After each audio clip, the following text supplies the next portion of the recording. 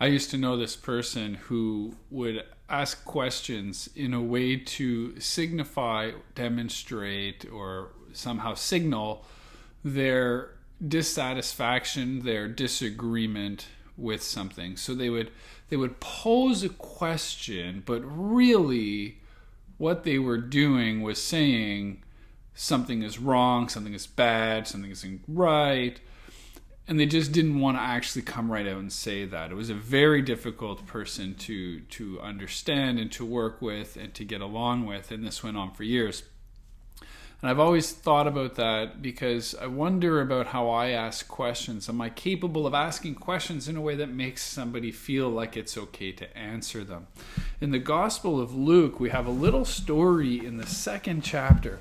And it says, so Jesus' parents, they go to Jerusalem every year during the Passover, and then they're on their way home and they realize they forgot him somewhere, which if you're a parent like me and you have in fact forgotten your kids somewhere, just remember that puts you in league with the likes of Joseph and Mary. So it's not all bad, even though obviously we don't want to forget our kids. We got to be realistic. We're not perfect.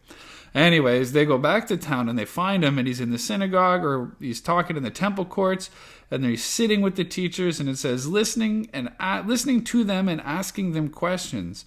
Everyone who heard him was amazed at his understanding and his answers.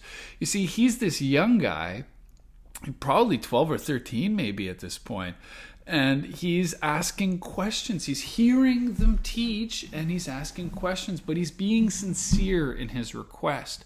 And so that's important. They want to answer him. They're impressed with his ability to listen, to comprehend, to understand, and then to pose a question of value. Asking good questions is a big deal all the time. I had a class once. Almost every assignment was simply to ask 3 good questions of a certain text. We had to answer them, but the point wasn't the answer. The point was the question of interest and of value. Did the question demonstrate grappling with the text? And so I wonder about us and our ability to ask questions. And then I think about how people are often scared to pose the questions they really want answered. So, in the Psalms, we read over and over again of hard questions. God, where are you? God, why are you letting this happen? These are questions that are always on our minds, especially at difficult times. Times like, say, a pandemic. It's okay to be asking questions so long as they're actually sincere, and then go looking for solutions. Perhaps we do that in prayer. Maybe we do that by looking at specific books or commentaries, or go to the Bible itself. The point is that it's okay to ask questions. And I know for sure there's questions that you're embarrassed to ask of your pastor or your Bible study friends or your spouses, or even maybe to admit to yourself.